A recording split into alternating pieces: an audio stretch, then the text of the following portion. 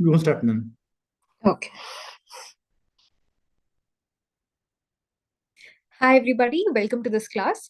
So in this class, we'll be discussing certain topics like artifacts, forensic science, laboratory, and even forensic psychiatry. So these are all very short topics, but yet important. And you need to know this because these can be asked as so many short questions in your Viva OC also. Now, coming to the different questions that we'll be discussing today, in the chapter of artifacts, we'll be discussing two important questions. They are the post-mortem artifacts as well as resuscitation artifacts. And coming to the forensic science laboratory, then we'll be discussing about narcoanalysis as well as Locard's principle of exchange. This Locard's principle of exchange has been asked in your exams n number of times. Okay, so it is a 3-star question for you. And then coming to forensic psychiatry, we'll be discussing the difference between true and feed insanity, hallucination versus delusion, McNaughton's rule and Durham's rule, lucid interval, as well as somnambulism. Now, you have to understand that forensic psychiatry and the actual psychiatry that we'll be studying in your final year, there's a lot of overlap. Okay, it is one and the same thing. We're just studying about the forensic aspects of psychiatry here, and you'll be studying in depth about all these in your final year as well. Now, coming to why choose Auricle, because Auricle is a platform where you have multiple things available for you in a single platform. You have recorded classes, you have live classes, practical sessions, exam module, as well as hard copy book set. So all of these is available for you in a single area. Now, coming to the foundation classes. In foundation classes, we are going to offer you a flexible learning atmosphere where can access the foundation classes anywhere, anytime, and you can revisit these topics multiple number of times. Therefore, it is going to help you for revision as well. It is going to be very, very convenient for you to revise. You do not have any pressure of catching up. You can go back to the videos and look at it if you feel like you've forgotten something. And here, no matter how big or small, the topic is given equal importance, and we aim to make the topic clear. I mean, by clear, I want to say crystal clear for all of you. Coming to the live classes, in live classes, we're going to give you in-depth coverage of mainly the PYQs, especially the 10 years PYQs, and these are the questions that are most anticipated for your coming exams as well. And here, these are live classes, no? So it is going to be an interactive class where you can do your doubt clearance. There's going to be MCQ polls, Viva OC, and so many more to make the class as lively as possible. Here, the educators will also give you an idea about how you need to develop your study skills, how you have to develop your answer writing skills, how you have to make study plans so that you can effectively complete the syllabus, and so many more to be discussed in the live classes. Coming to the express exam module. So this express exam module curated in such a way that we're going to cover each and every subject in less than 20 hours. So when we are doing this, we are trying to focus, or the main emphasis here is on the important questions that have been asked multiple number of times, because these are the questions that you can't miss out just before going to the exam. And these will be conducted just before you go and give your exam so that you have an extra edge over the other students. Here, apart from teaching you all these concepts, we're also going to tell you what diagrams you need to put in the question, what flowcharts you need to put, and how effectively you need to write points to get the maximum marks. Okay. Now, coming to the next feature, we also have one-to-one doubt clearance session. So this session is designed in such a way that it offers students a student-centric approach. No matter how big or small, every doubt form, and here the student need not be worried about being judged by some. A very safe learning environment, personalized attention is given to the students, and all the doubts will be cleared. So here we aim to make your concepts clear, no matter how big or small, like even the smallest, the tiniest of the tiniest doubts where you might feel stupid to be asking in the classroom because you have fear of being judged. You can put all those questions here, and we are very glad to help you out.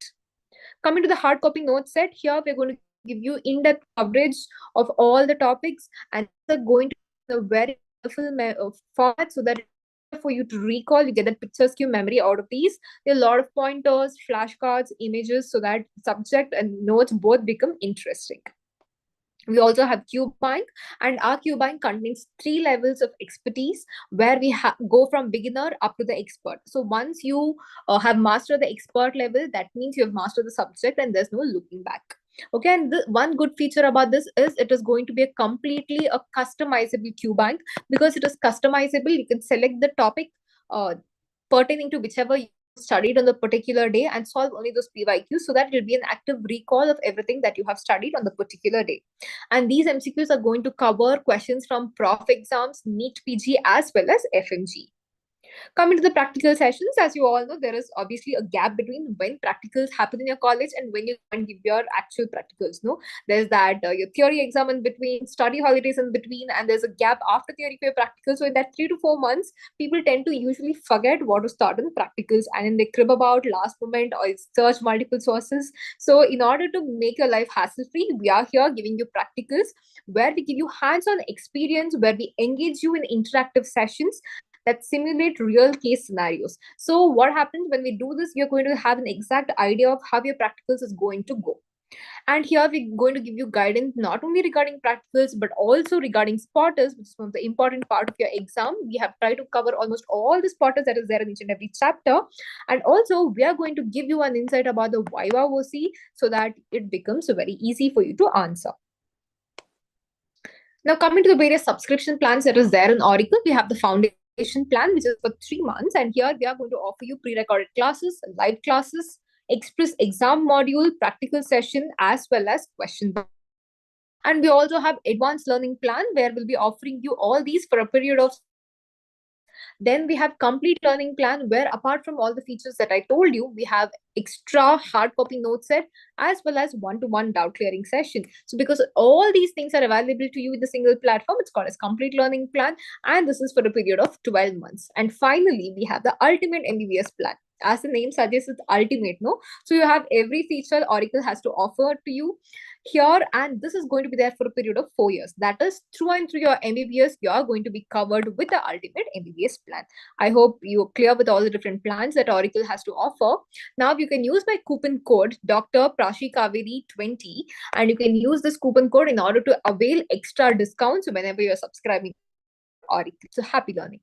Now coming to the topic per all topic.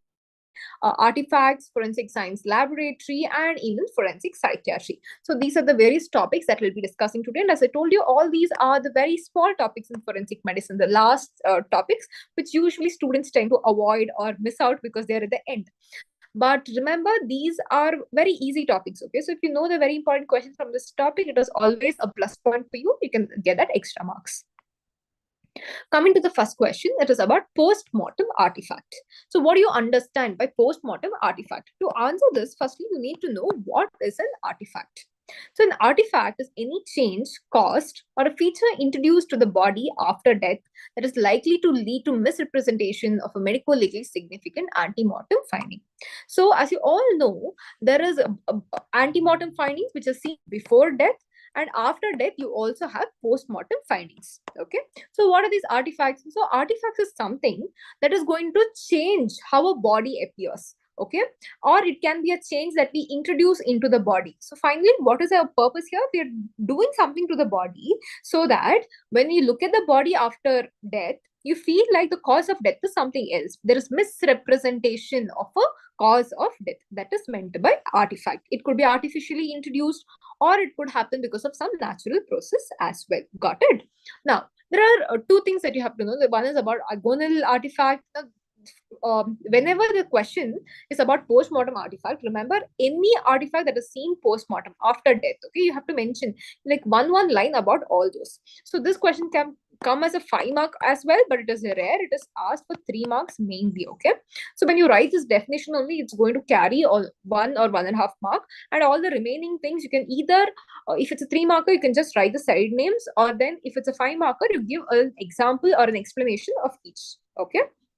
Now coming to the agonal artifact, it is, now coming to the example, regurgitation and aspiration of the gastric content is a common artifact. That is, it is a natural artifact, okay? It happens not by somebody artificially doing it, it happens by itself, okay? When the person dies and when this relaxation of the muscles is going to be aspiration of the gastric contents, okay? So it might look like he died out of purging or something like that. So it's going to misrepresent the cause of death, number 1. Now coming to resuscitation artifact.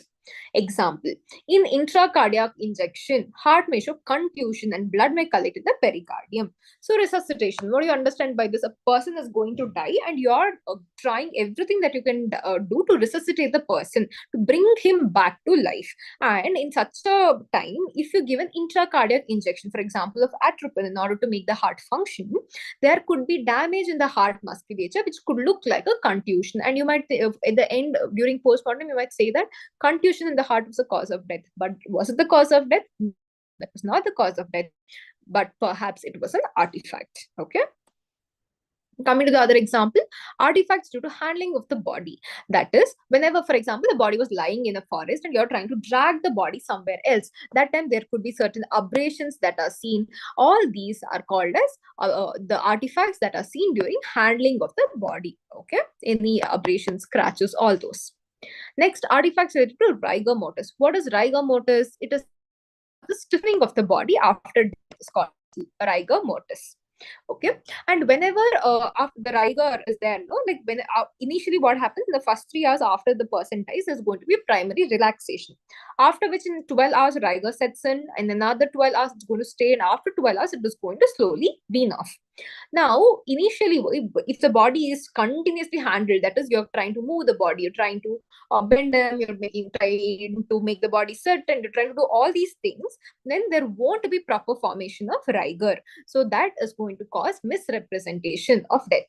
Okay, next, artifact due to decomposition. That is, whenever the body decomposes after like 24 hours after the death, there is going to be decomposition of the body. That time, various gases, like for example, H2S, hydrogen sulfide, is going to be formed. And this collects under the skin and the body looks emphysematous, swollen. And this will give you an appearance saying that something else could have been the cause of death. Coming to the second question. So understood in the first question, firstly, you need to write the, and after that, you need to give examples of certain artifacts that are there.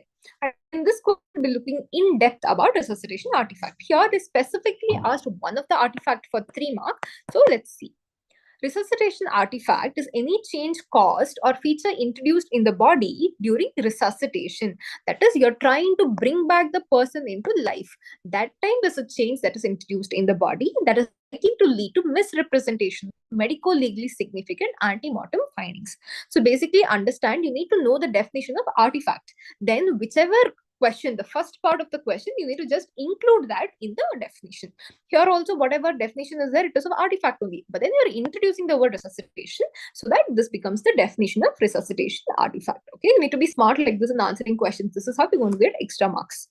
Now coming to the example, number 1, as I told you earlier also, an intracardiac injection, heart may show contusion and the blood may collect in the pericardium.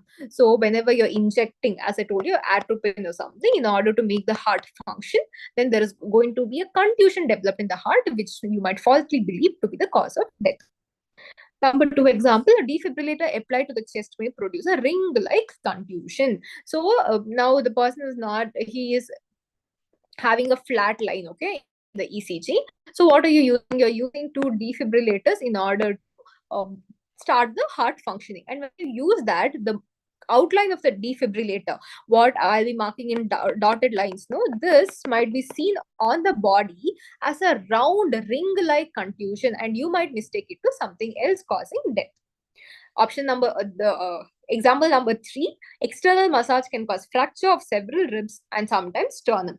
They say, whenever you're trying to do a resuscitation, whenever you're trying to do a CPR, you have to do it in such a way where in case if there is fracture of the rib also, you need to continue doing CPR. So these are the things that could naturally happen whenever you're trying to give a CPR. So remember, these 3 are not the cause of death per se, but they are nothing but resuscitation artifacts. Coming to the next question. This question is from the chapter of forensic. What is the chapter? It is forensic laboratory.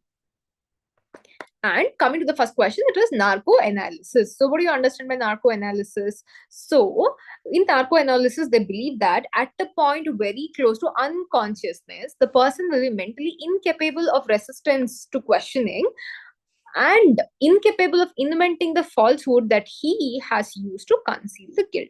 Now, for example, let's believe there's a person number A and this person has committed a crime. So this person becomes the victim of the crime. This person becomes the accused of the crime. That means he has done something wrong and he is the accused. Now what happens? The police has taken him to the custody, but in the custody he is lying. He is lying and he is telling everybody that he is not the one who did the crime. Okay, so he is falsely saying something. Okay, now what you have, being a responsible person, you have to find out what is he lying or what. So you will called as narco analysis. I'll be discussing about what you'll do here in the further point. So remember, when you do this narco analysis, what happens? You'll be giving him certain drugs, okay? And when you give that certain drugs, he'll reach a point which is close to loss of consciousness. And when he goes to this point where there is loss of consciousness, what happens? He can't so whenever he was lying, he was trying to fabricate a lie. He was trying to make up a lie. When he reaches this point close to consciousness, he can't do it anymore. He is going to tell the truth. So that is the principle of narco analysis. Now, what are the drugs that are used? So there are certain drugs like scopolamine, hydrobromide, and sodium amytal that is used. Sodium amytal is most commonly used. Okay, these depress CNS and a person loses inhibition. That is his voluntary sense of fabricating a lie. He is not going to be able to do it, and can't resist himself from giving a right answer. That is how he is going to get caught. Okay, so what are the drugs used? We use sodium amytal, which is the most commonly used, and also we have scopolamide, hydrobromide. Understood? Easy, right? Yeah. Coming to the next question, Locard's exchange principle. So this is one question, as I told you, it's a 3-star question which is asked multiple number of times. Let's see what is Locard's exchange principle. When any two contact, there is always a transfer of material from each object onto the other. So this is going to be the definition, which is a crucial part of this question, because as they suggest, they're asking you Locard's exchange principle. That's it. So they want the essence. What have you understood? That means they're saying that whenever there is a crime, or forget crime, any scene, there is going to be always exchange of material from one person to another. Now, for example, whenever, imagine there is a ground, okay, there is a muddy ground where a crime has occurred. One person A is going to stab a person B. Okay, he's going to take a knife and he is going to stab. Now also understand, now let us look at the scene of crime. Okay, it is a muddy ground, there are no people around, it is raining, and then there are no trees, it is an isolated area. Now what happens, this person A, after killing, he wants to escape. He goes off to his home.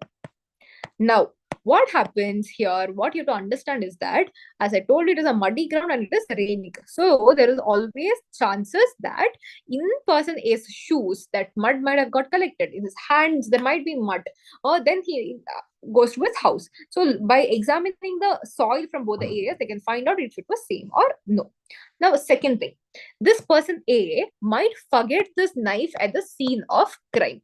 When he has left it in the scene of crime, there is exchange of material. That is, that person A's material is there where person B is lying. That is how he can get caught. This is the essence of Locard's exchange principle. I think you've understood. Okay.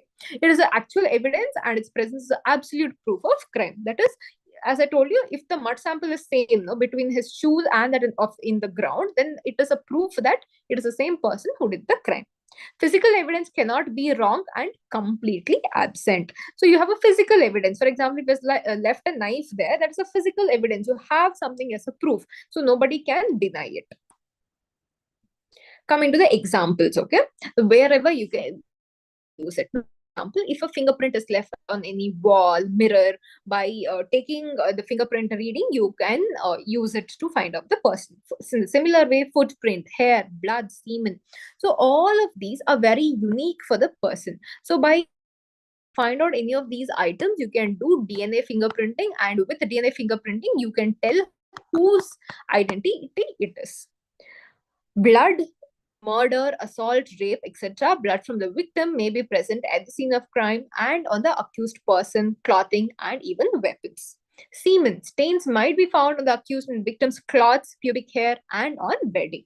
So all these things can be there, and with the help of all this, you can find out who the accused was. Coming to the next question, differences of true and feed insanity. So from now, we'll be discussing questions from the forensic psychiatry. Okay. Now, there are certain points that you have to know of. So I have given you a table comprising of 12 points. Okay. So go through these. I'm going to explain this. And from please try to remember 6 valid points. And it is a shorts anyway, no? So it is usually going to be there for 3 marks. So if you write 6 points, half a mark for each point is going to fetch you 3 on 3. So coming to the first point, onset and motive. Coming to true insane, in true insane, usually gradual or rarely sudden, but almost always without any motive. So it doesn't have any motive. It is a real natural happening. So it is going to develop in a gradual way. Coming to feed insane, always sudden, and there is some motive. So might be he has committed a crime, so now he is trying, he knows that if he proves himself to be insane, he may not be arrested. So suddenly with that motive, he is trying to fee insanity. Second point, predisposing exiting cause. In a true insane, any predisposing cause might be present, like history of insanity in the parents, because some genetic trait can be there. Whereas in false insanity, it is not present. Coming to the facial expressions, in the true insane, there is always a peculiar characteristic facial expressions like a worried look or agitated. Or if he is depressed, there is going to be that, sad, pathetic face. So all these facial features are going to be there, and this is going to be there always. Anytime you see the person, he's going to have that worried look in his face. Now, coming to false insane, a false insane will show signs of insanity only when he is observed, and there is total absence of symptoms when he thinks that he is alone or not being watched, because here he is acting. So whenever somebody is watching, a police is watching, his neighbor is watching, he's going to try to act like he is mad. But when he's alone, he's going to be completely normal. Coming to the signs and symptoms, the true insane individual shows signs and symptoms of insanity irrespective of his conduct being observed. That is, always, whenever he's alone, whenever he's with somebody, throughout he is going to do those mad things. Whereas a falsely insane person, a feed insane, is going to be absolutely normal when he is alone.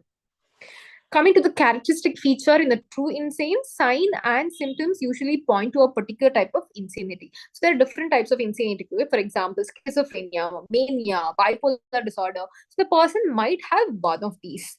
Coming to the feed insanity, a non-insane person will do whatever comes to his mind, and his signs and symptoms don't indicate a particular type of insanity. Because if he was a doctor who was falsely feeding something, he would know which disease corresponds with what symptoms. He could act accordingly. But if it's a common person, he just knows that he is mad. He doesn't know what type of problem he has, or he doesn't know what problems comes with what symptoms. So he's going to randomly do whatever shit he wants to do. Coming to effect of violent exhaustion. Now coming to true insane, can stand violent exhaustion for several hours or days without exhaustion, perspiration, or sleep. That is, even if he's sleep deprived or he is exhausted, no food, he doesn't give a damn about any of those things. Whereas coming to a feed insane, violent exhaustion leads him to relaxation, exhaustion, and sleep. So when he does a lot of work, he is going to be feel sleepy, he's going to be tired, and he's going to sleep off. Okay. Coming to the next point, coming to the mood, the truly insane person is going to be either excited if he has mania, he is going to be depressed if he has depression, or it could be fluctuating if he has a bipolar disorder.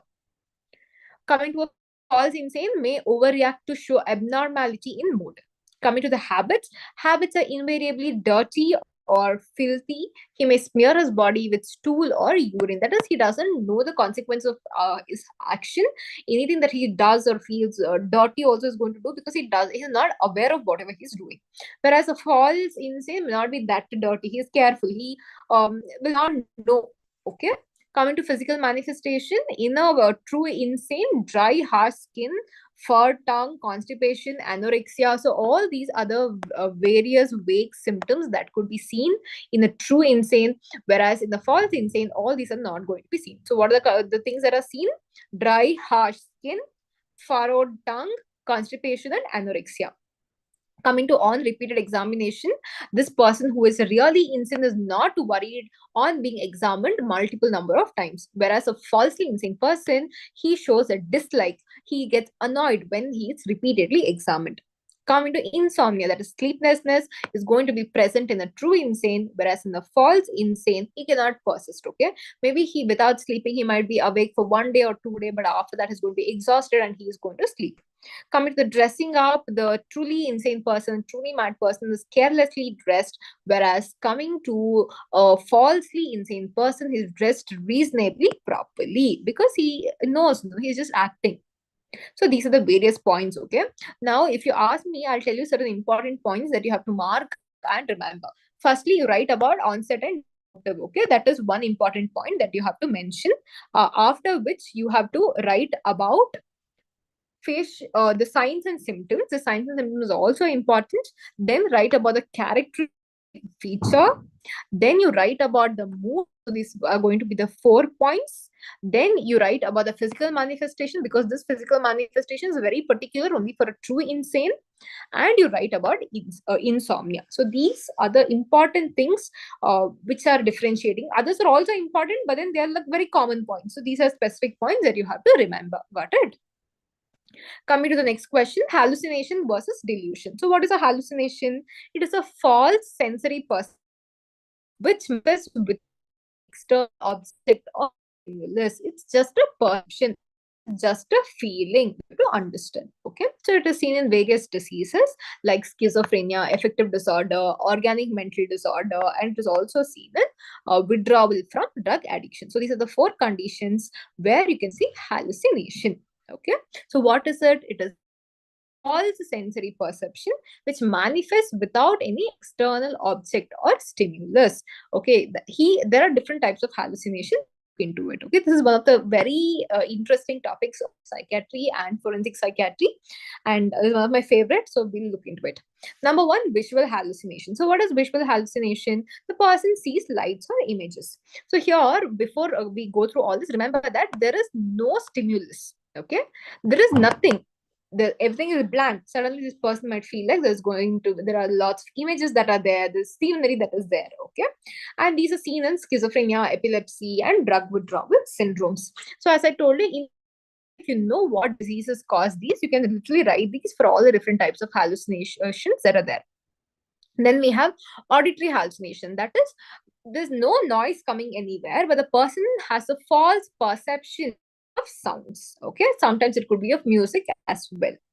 Now there are first person auditory hallucinations, second person, third person, and all that. Okay, so you'll be studying in depth of all those in psychiatry, not required now. Now, how is it different from delusion? It is different from delusion because delusion is a false belief in something which is not a fact, and the belief persists even after its falsity is clearly demonstrated. So this is not a feeling or perception, it is a belief. And even after somebody proves that they're extremely wrong, 100% wrong, even then they'll falsely be fixated on this and they will believe it. That is delusion. Okay, now coming to the types of delusion. Number 1, delusion of grandeur or exaltation. So what is delusion of grandeur? The person, grand, what do you understand by grand? Rich. Okay, so the person feels like he is rich, powerful, while in reality he might be a pauper and may squander away his money or property. It is a pleasant delusion. Why is it a pleasant delusion? Everybody wants to be happy, rich, powerful. No? So this person, whenever he has this feeling, he's happy. That is why it is a delusion. And because he falsely thinks he's so rich, he is going to whatever money he has, even though he's poor or a pauper. Coming to the second example, delusion of persecution. So what is delusion of persecution? Here, the person imagines that attempts are being made to poison him by his nearest relatives like wife, son, or parents.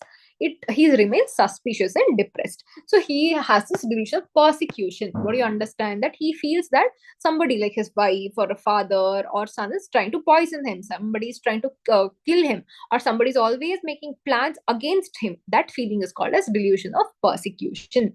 And because he has that feeling, he's always going to be suspicious about all his kith and kin, close people, and he's going to remain depressed as well.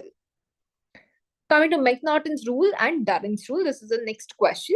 So, firstly, this is a very nice topic, okay, to discuss. Whenever we're discussing about this, I will tell you a story about how this McNaughton's rule came into existence. So, there is a story that goes like this. So, why McNaughton's rule came up? It came up because in the year 1943, in 19 June, there was a hearing where 14 English judges sat down and they heard to a case. Okay, after after they all heard to the case, at the end, they framed certain rules that governed all these insane people. And that was done in connection with the case of McNaughton. Therefore, it is called as McNaughton's rule. And so until 1843, understand that there was nothing like any rules for the insane people. Okay, only in this case, because that person who did crime was insane, they thought maybe they have to take into consideration various factors, what runs an insane person, and then this rule was given. So what is the story? As promised, I'm going to tell you that story. So on this day 1843, in around January, this is personal. Daniel McNaughton. So what happened? This person was suffering from delusion of persecution. So what is delusion of persecution? He would that somebody was making plans against him. Somebody was always fleeing against him. So he thought all these. Okay. Then, out of this delusion of persecution only, he will shoot a person. Whom is he going to shoot? He shot Mr. Drummond. So, who is Mr. Drummond? He is the private secretary of Sir Robert Peel, the Prime Minister of England. Okay. Why did he shoot this person? Because he falsely was mad. No, he did not have senses. He thought that he was only the prime minister, but in actual, Mr. Drummond was just the secretary of the prime minister, and he shot them out of delusion of persecution, thinking that that person would kill him otherwise. Okay, so this is the story. And then he was taken into court, but later all these judges got to know that he was an insane person. He did this sort of delusion of persecution. Then they were like, should we treat him like a normal person, or should we do something else? And then they thought of all the other insane people out there and what crimes they would do. And finally, they decided to come up with certain rules which govern these insane people. And these are called as McNaughton's rule. So, what does this rule say? An accused person is not legally responsible. That is, lawfully, he is not to be responsible for the crime. If it is clearly proved that at of committing the crime, he was suffering from such an abnormality of mind. That is, if the person was suffering from a mental illness, that he did not know the nature and quality of the act he was doing. That means they're saying that he is mentally insane, he is of unsound mind, where he doesn't know the implication of the crime that he conducts. Okay, so he doesn't know whatever he's doing is right or wrong. In such a case, we use this McNaughton's rule and we say that the person is not guilty of the crime. So there are certain shortcomings to this rule. Okay, so what are the shortcomings? What do you understand by shortcomings? That is certain things that we do not take into consideration, or not we, those judges, those 14 judges did not take into consideration while giving McNaughton's rule. What are those? The emotional factors, whether there was any hallucination, and the ability of the individual to control the impulse, not considered. So these are the things was missing in McNaughton's rule. And to overcome this, there were new rules formed, and that is nothing but the Durham's rule. So when was Durham's rule formed? In 1954. When was McNaughton's rule formed? In 1870s. So there is a significant gap of 70 to 80 years. After 80 years, people realized that there were certain shortcomings, like the emotional factor, hallucination, and all these, and they considered it and gave Durham's rule. So under Durham's rule, a defendant could be found not guilty by reason of insanity if the criminal act was the product of their mental illness. They are also stating the same thing. This meant that the defendant was not held responsible for the actions if the crime was directly caused by a mental illness or defect. And here, the mental illness or defect has to be proved, and it should be a nature of such a nature that the person, irrespective of emotional factors or irrespective of his impulse, he had to be in a place where he couldn't control anything. He was completely out of senses. So that is the essence of Durham's rule. Got it? So coming to the next question, lucid interval. So what do you understand by lucid interval? It is a time period during which a mentally unsound person very much normal, and all the signs and symptoms of insanity are completely lost. Okay, so now the person is insane for a particular amount of time, and then there will come a point where he is going to be sane, he is going to be normal. Okay, this place where he is normal, he doesn't have any symptoms or signs of insanity, then that part is called as a lucid interval. Got it? So what is the medical legal importance? The person is responsible for all his acts performed during his period, because during that period of interval, he did not have any signs or symptoms of mental illness. He was completely normal. The person can give valid evidence. Why can he give evidence? Because he is normal. He is of sound mind now. Dying declaration or dying deposition can also be given. So, as I told you in the previous chapters, that to give a dying declaration or a dying deposition, the doctor should testify that this person was of a sound mind. So in lucid interval, as we know, because the person is in sound mind, he can give a dying declaration. And the person can also give a valid will. Even to give a valid, person has to be in a proper mental consciousness. And whenever the person is in lucid interval, there won't be any signs and symptoms of a mental disorder. Therefore, he can give a will. So what are the medical legal importance? Can give dying declaration, repeat after me, dying deposition, valid will, valid evidence in the court of law, and he's responsible for everything that he does. Got it? Coming to the next question, we'll be discussing about somnambulism. This is also called as sleepwalking. So there are various things, okay, like somnambulism, pediatrics as well. Okay. Person may move around while asleep and may commit some crime or theft and then comes back normal. That is, he's sleepwalking. In actual, he is in sleep only. But what happens? He gets up, he walks, he does certain actions and comes back, and he's not aware of all these things. He may not be aware that he has committed a crime also. At times, he can, sleepwalk, go kill somebody, come back and sleep, and morning, he is normal. He doesn't know anything. But in actual, he could have committed a crime as well. He will not be held responsible if it is proved that he has done this act while asleep. So, remember the Indian law, or for example, the law anywhere. If they get to know that somebody has done the crime without any intention or without knowing the consequence of the crime, where he doesn't know anything because he has a mental illness or something, it doesn't punish such people. Okay. Now, coming to the various MCQs. Number one MCQ, what is a post-mortem artifact? This is the first question we discussed. No? Let's see what the options are. A biological process occurring after death, an injury caused intentionally after death that mimics an antemortem injury, a change due to a natural decomposition only. What is the answer for this? Post-mortem. Answer is option number C, a change of feature on the body that mimics antemortem injury. As we saw in the end of the definition, what was there? The change is going to alter the antemortem finding. So this antemortem word is very, very important. Got it? Coming to the second question, which of the following is not considered a post-mortem artifact? So they're asking which one of these is a post-mortem artifact. Okay, or in other words, what are the three things from this which are post-mortem artifacts? Skin slippage due to decomposition. Yes, it is an artifact, because I told you whenever there's decomposition, there is skin slippage, and falsely you might feel like the cause of death was some skin problem or something like that. Rigor mortis. Yes, we discussed about this. Antemortem bruising, insect activity. What could be the answer? The answer to this question is option number C, antemortem bruising. Because antemortem bruising will show a lot of color changes and all, and therefore it may not look like it was caused intentionally or deliberately. Coming to the third question, what is narcoanalysis? A method of physical torture, is it so? No. A psychotherapeutic technique to treat patients? No, we're not treating any patients here. We're trying to find the truth. A forensic interrogation technique using sedative drugs could be a process of brain scanning to detect deception. No, it's not scanning. We are using certain medicines here. No. So the right answer is option number C, forensic interrogation technique using sedative drugs. What do we do here? Here we give certain drugs, like for example, sodium amytal.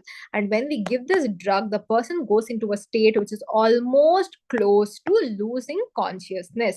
And when he goes into this state, he cannot tell lies. He cannot fabricate lies. And whenever you ask a question, he can't resist from answering. He's going to give you correct answers.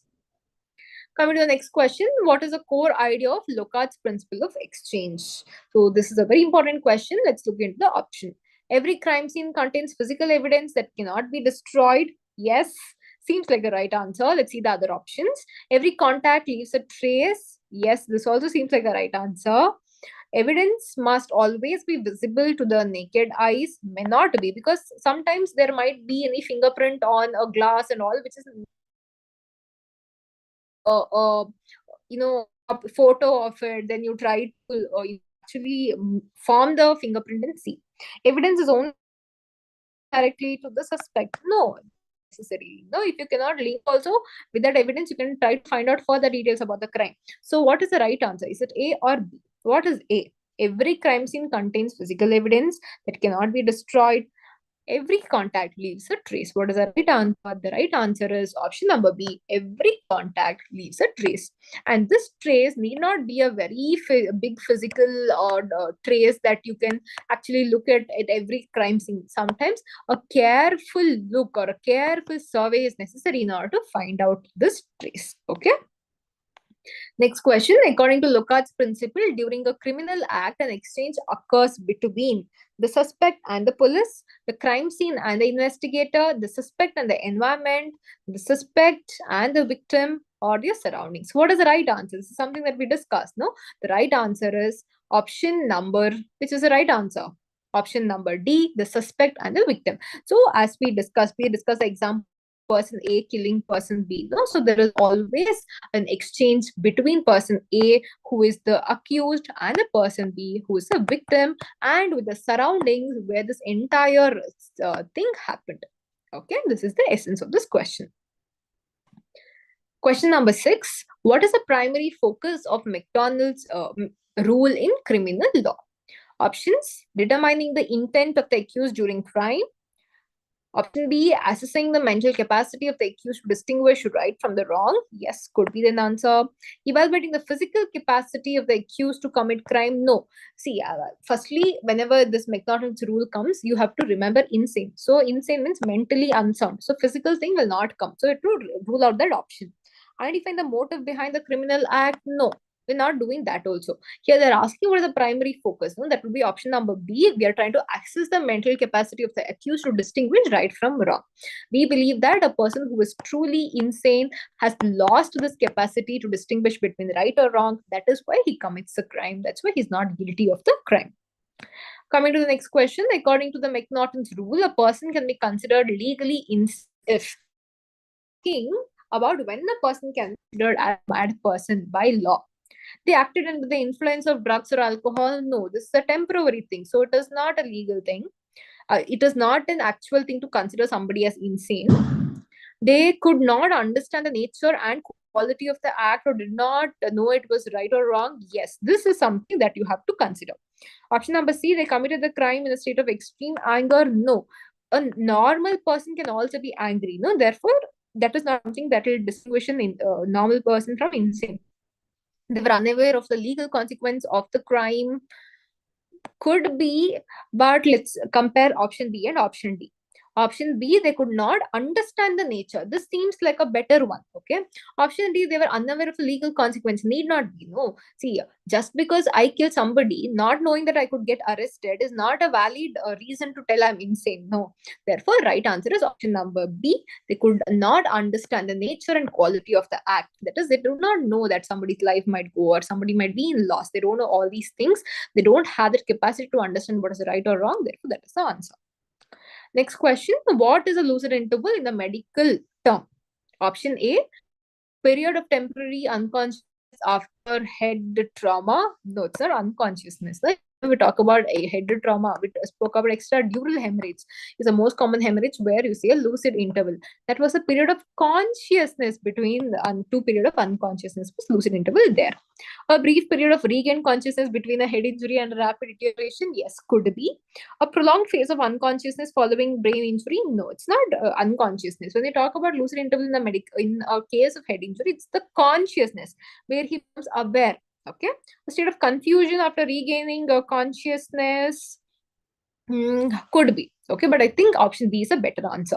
Let's see what the answer is. Answer is option of regained consciousness between head injury and rapid deterioration. Remember, whenever there is a head injury, especially initially there will be always loss of consciousness. Okay, and after this there will be a brief, that was very small, regain of consciousness. And when there is a regain of consciousness, that person talks, He asks, where am I? What happened? He regains everything. After which he is going to lose his consciousness. He is going to deteriorate further. Okay, therefore option B is the right answer, which clearly explains this scenario. So remember, whenever there's an MCQs, there will be 2 or 3 very closely related answers, okay? Out of which you have to understand, you have to try to figure out which was the most appropriate answer. A lucid interval is most commonly associated with which of the following conditions? Subarachnoid hemorrhage, chronic subdural hematoma, intracerebral hemorrhage. Just now I told you the answer. Was it? It is epidural hemorrhage or the extradural hemorrhage, EDH. So in EDH, what type of hemorrhage? It is usually convex shaped hemorrhage that you get. Whereas in subdural hemorrhage, what is it? It is a crescent or the banana shaped hemorrhage that you get. Therefore, the right answer for this question is option number B, epidural hematoma or the extradural hemorrhage. It's one and the same. Coming to the last question, what is somnambulism commonly called as? This is something that we discussed. No, it is sleepwalking. There's also sleep talking, night terrors, sleep apnea. All these will be discussed in pediatrics. They will understand in depth. You understand somnambulism is nothing but sleepwalking. And if the person commits crime during sleepwalking and he is unaware of it, and if it is proved that he has somnambulism, he is not guilty for the same. Okay, so I have to cover all the MCQs related to the topics that we discussed. So that will be an active recall of every topic that we discussed. I hope you enjoyed this class and had fun listening to all these. And most of these are overlap between pediatrics and psychiatry. So we'll be studying about most of this again. Happy learning. I'll be seeing you all with one more interesting video. Thank you.